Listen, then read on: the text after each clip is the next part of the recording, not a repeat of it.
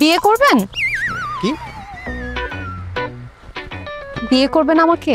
কেন, পাগল নাকি? কিসের বিয়ে? বিয়ে করবেন সাথে তালি করলি কেন? ভিডিও করলি কেন? অসভ্য! ফাজিল কোথাকার। শান্ত।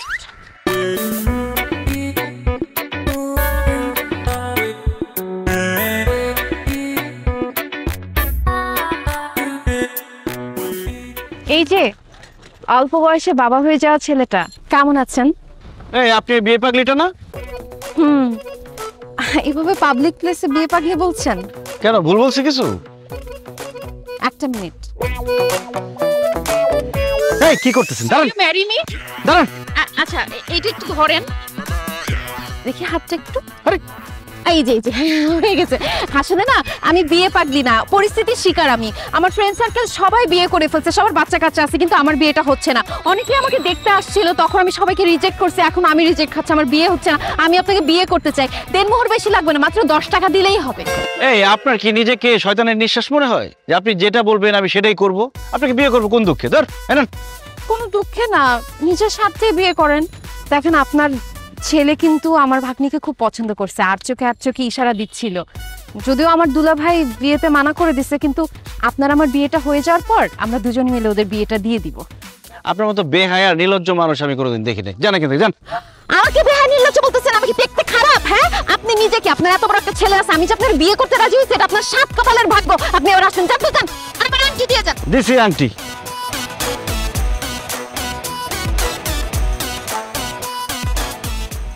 ওহো, কি করলাম আমি এটা?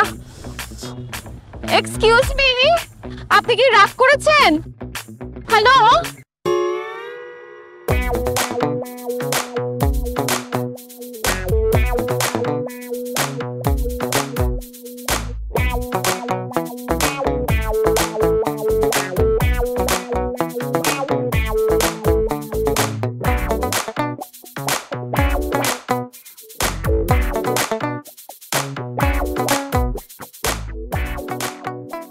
আবু, আবু, হ্যাঁ বুকু, কি হয়েছে? এরকম চুপচাপ বসে আছো কেন? অন্যান্য সময় তো তোমার সাথে খাবার টেবিলে বসলে মনে হয় সংসদ ভবনে বসে আছি। রাজনীতি, অর্থনীতি এসব ছাড়া কোনো কথাই হয় না। আজকাল মিউট কেন? ভাবতেছি। কি ভাবতেছো? ভাবতেছি তোর একটা মা থাকলে কত ভালো হইতো। যেখানেই তোর জন্য পার্টি দেখতে যাই সবাই জিজ্ঞেস করে পাত্রের মা কই, মা আসলো না কেন? কারো উত্তর দিতে পারি না। বুকের ভিতরে কষ্ট হয়, কি যে কষ্ট হয় এটা বলে বোঝানো যাবে না। এই খাবার টেবিলে বসে এরকম কান্নাকাটি করো না, দেখতে ভালো লাগে না। তোর একটা মা থাকলে কত ভালো হইতো, তাই না? এরকম রুটি কলা এগুলা খাইতে আর ভাল লাগে না। সকাল সকাল গরম খাবার খাইতাম, দুপুরে গরম খাবার খাইতাম, রাত্রে গরম খাবার খাইতাম। আরে বাবারা সন্তানের সব অভাব পূরণ করতে পারে, কিন্তু মায়ের অভাব পূরণ করতে পারে না, কারণ মায়ের কোনো বিকল্প নাই। তোমার যে মিনুয়ানটাকে পছন্দ হয়েছে এটা আমার ডিরেক্ট বললেই তো পারো। এরকম অভিনয় করার কি আছে? এত পানি খাও। এখানে ম্যান টু ম্যান ডিরেক্ট কথা হইতেছে। না মানে ব্যাপারটা ওরকম না। ঠিক আছে, আমি তোমাকে খুব ভালো করে চিনি। আমার মা যে শুধুমাত্র আমাকে ছোট রেখে মারা গেছে ব্যাপারটা তো এরকম না। মা তোমাকেও ছোট রেখে মারা গেছে। আমার মায়ের প্রতি তোমার ফিলিংস জন্মানোর আগে তো উনি তোমাকে ছেড়ে চলে গেছে। আর এমন একটা ভাব করতেছো যে আমার মাকে তুমি অনেক বেশি ভালোবাসতা।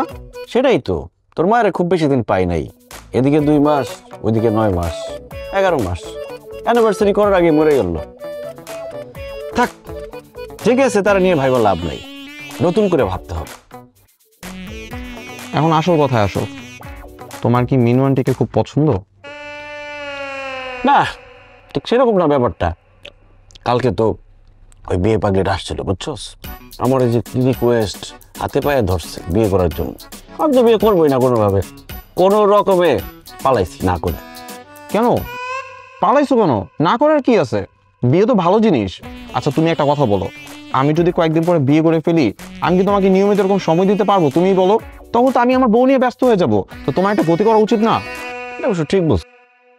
আর যাই হোক, আমার দেরি হয়ে যেতেছে, আমি উঠলাম। শোন, পরীক্ষা দিতে গেলে আগে প্রশ্নপত্র ভালো করে পড়বি, যে প্রশ্নের উত্তরটা ভালো পারস সেটা আগে লিখবি, ঠিক আছে?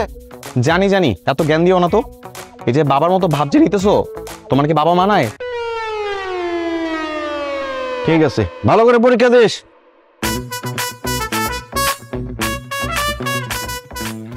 এই জিসান, তোর অ্যাডমিট কার্ড মোবাইল রয়ে গেছে। হায় রে ছেলে, কি পরীক্ষা দিবে? এগুলো সব রাখা চলে গেছে। জিসান,